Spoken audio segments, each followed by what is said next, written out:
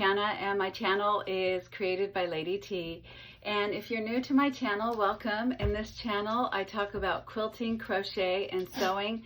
I give quilt-alongs, sew-alongs, and crochet-alongs, as well as product reviews. This series is called The 12 Blocks Till Christmas, and today's series is block number 8. And block number 8 is an interesting one. It's the Drunkard's Path.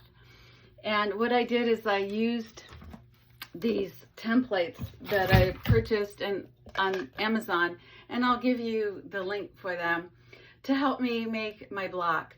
I really like Drunkard's Path. It's a challenge because of the curve. This curve, and to sew on a curve is a real challenge, but there's a trick to it, and I'm going to show you how I did that. And I really think that this particular method of quilting, or this block type, has a lot of variations too. You could just use this, or you could just use this, or you can mix and match them. There's a lot of variations to Drunkard's Path. And if you go on Pinterest and you put in Drunkard's Path quilt, you'll see all different types of quilts that are made with Drunkard's Path. And it's just really a fun quilt. It's a very traditional block to make, and people have different variations of this block. For my project, I set my block up to be a particular variation because for this particular block, I have decided that this block is going to be my middle block. And because it's going to be my middle block, I wanted it to have red and green for the colors of Christmas, and I wanted him to come out a certain way. So I created my block the way I wanted it to be done. I wanted a mixture of green, and red in a layered row. And I did that because what I want to do is I put all my blocks together and I took a look at them, the previous 7 that I've made, and I looked at the color variations and how I'm going to lay this out. I will have a video on how I'm going to lay this out. This is block number 8, and when I finish all the 12 blocks, I am going to have a video on how to lay these out and what I'm going to do when I put all these blocks together and how it's going to look. So I did this block in mind of how I want it to project out to the other blocks. So even though this is block number 8, I do have the rest of my blocks in mind of what I'm going to do. I have a design of them. I will show you each block 3 times a month, like I promised. So, therefore, this being the middle block, I wanted it to look a certain way, and this is what I picked. The reason why I have my block like this, so it looks like kind of like a half a pie, this part being green and this part being red. There are different variations of Drunkard's Path where you could put the green here, the green and red here, green and red here. You could do different variations. I purposely did this variation where I have green, green, and red. This is my intention for this block, because this block is going to be the middle block, and I'm going to lay out all the other pieces all along this block and project these colors out. That's why I made this block to look like this. And it's a fun block, a fun piece. I used my scraps and I did this. So here's how I put this together. So this is really not a difficult thing to do if you have the template, and you can use the template. So I have this template. I cut this piece out, and now I'm going to use this template to cut this piece out, and I'll just use a different color. And see, I'm working with my scraps here, so I'm trying to salvage any little scrap piece that I have to work here. And I'll just take my ruler and my rotary cutter and just work this all the way around, trying not to slip my fingers. As long as you have a good surface and a cutting board, this should work really well, and a very sharp razor on your rotary cutter. So sometimes I do have this itty bitty little piece that I just take a scissors and I cut with the scissors just as straight as I can. And there you go. Here it is. Okay, so the next thing to do is to put these pieces together. Now with the Drunkard's path, this is challenging because of the curve. And what you have to do is to meet the curves. So what I do is I fold them in half. Now my template did have the notches and I didn't use it, but there's some notches that will help you where you put the pins, so the middle, the sides, and then the ends. And I just know how to figure that out. What I do is I fold this in half, and I'm going to iron it really well. And then I will fold this in half and iron it very well too. So really important to fold in half and to iron. So I just went and I ironed it, and I have a nice crease. And the thing to do here is to match up. First you need to, and you really need to follow this order. It's weird, but it's the way it should be done. And so what I do is I take the middle piece here and I line it up with the middle piece here, like that. And once you get that, you take a pin and you pin it into place. Now you have to do the end first, both of the ends. So I take these pieces and I line them up very carefully.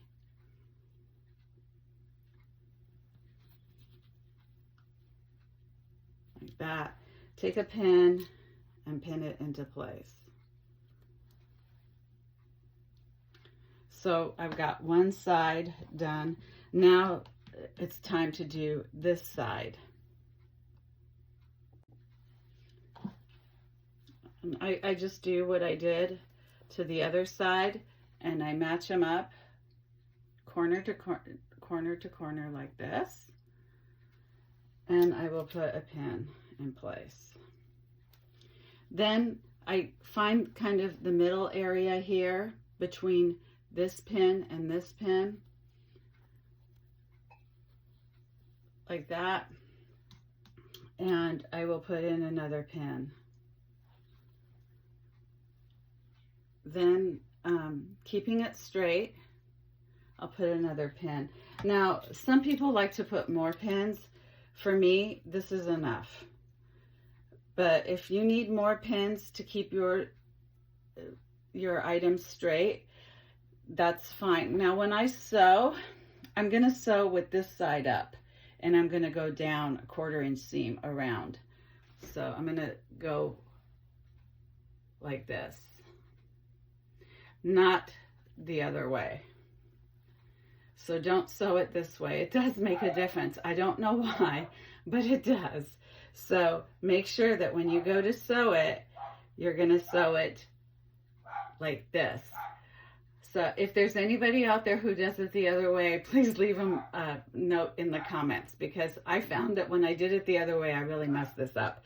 So when I sew from here down this way. And make sure that you have the pretty sides facing each other when you do this, because that could be a problem too. If this is your first time doing the Drunkard's path, be very careful and go very slowly. So you want to do a 1/4 inch seam down here, and I'm going to show you how I sewed my 1/4 inch seam. I'm using my Bernina 480 for this. I'm using the 37 foot, which is for patching and piecing. And I also have the 5.5 millimeter stitch plate on my machine, and I'm just doing a regular straight stitch using 2.5 straight stitch, just very basic here with the stitching. And I'm just stitching this all along and not going too fast because I don't want to mess anything up. And just taking out my pin.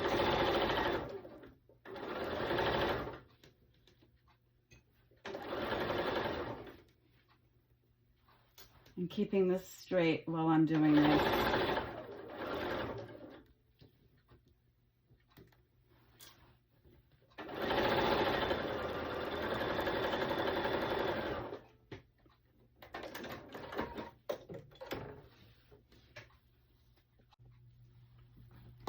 Okay, so here's my Drunkard's path that I did, and I did 3 more as well. So these came out larger than I wanted to use them for my blocks, and I don't really want to redo it because I just followed this size, and I need them smaller for the block for this project that I'm going to do. So I'm going to line all these up, and I'm going to cut them to 8 inches. And that's how I'm going to do them, because these shouldn't be more than 8 inches for the project that I'm working on for the 12 blocks till Christmas. So what I'm doing is I'm lining all these up nice and straight. So I'm going to cut them all at the same time. Yeah, kind of a challenge. And I'm lining these up as straight as possible. And you know what I'm going to do? I'm going to take out my rotary cutter and I'm going to put a new one on, because I don't want to take any chances with this. And actually, I'm going to use this rotary cutter instead of this one. And I'll just take that out. I'm sure this needs to be replaced. Always make sure that when you're discarding these, to just don't throw them in the trash, put them in some sort of plastic. What I have here is I have this little box for new and used, and I put my used ones in an old case. This is an old case, and I'll just put my used ones in here until this fills up, and then I'll throw them away at the end.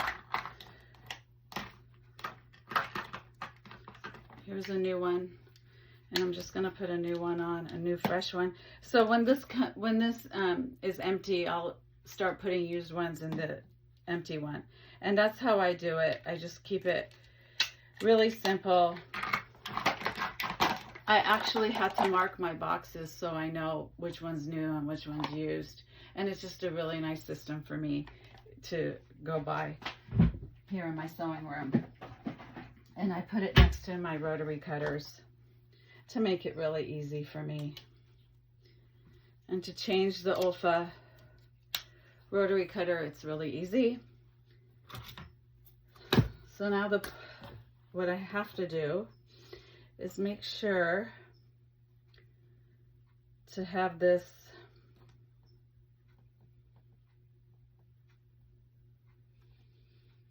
kind of like a size that I want to work with. And I'm going to put it in the middle here. So what I'll do is I'll line up the middle pieces. I don't want to get these. So I'll line up somewhere where I think is the middle here. And if this doesn't work, then I got to start all over again, which I don't want to do. Hold it really tight.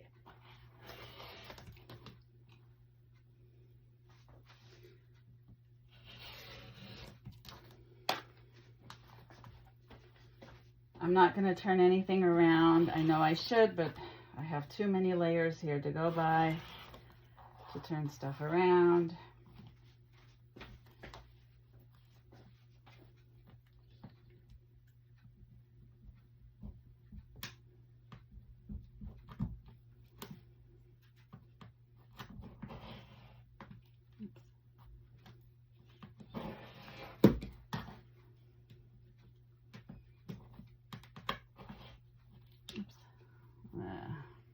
wish I was left-handed. I could do this with the left, maybe this way.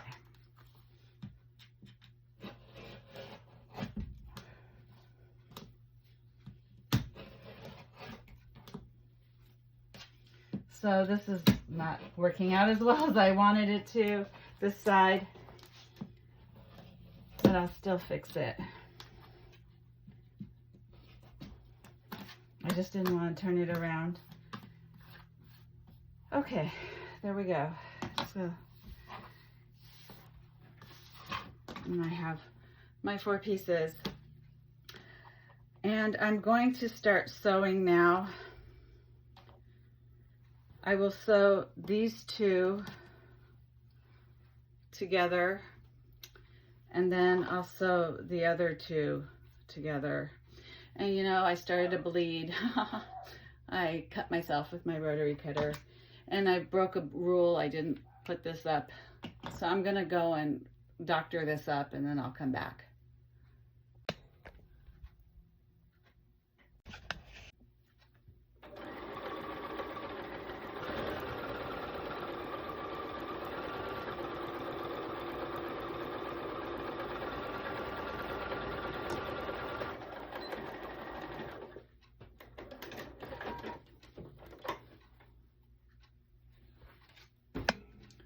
Okay, that's one side done. Now for the next side.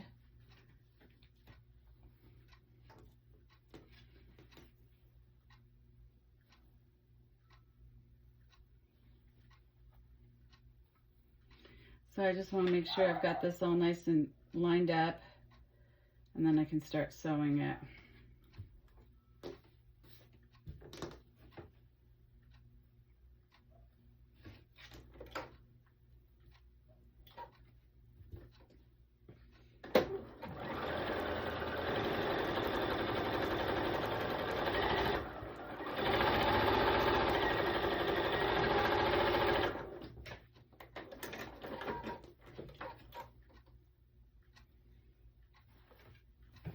Yay.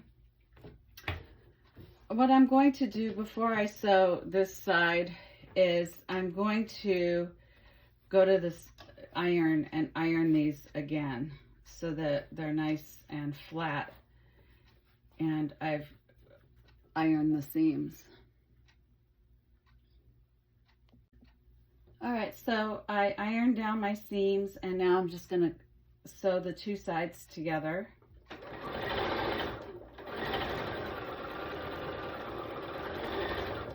Again, using a 1/4 inch seam allowance.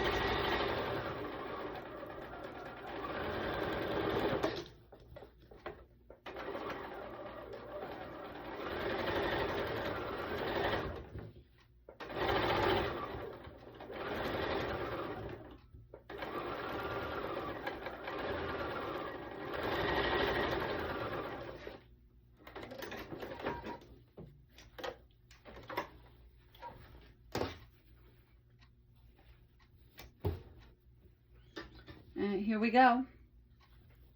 I'll show it to you in a different angle. And here's my finished block, and I sewed it up all nice and beautifully done for my 12 blocks of Christmas.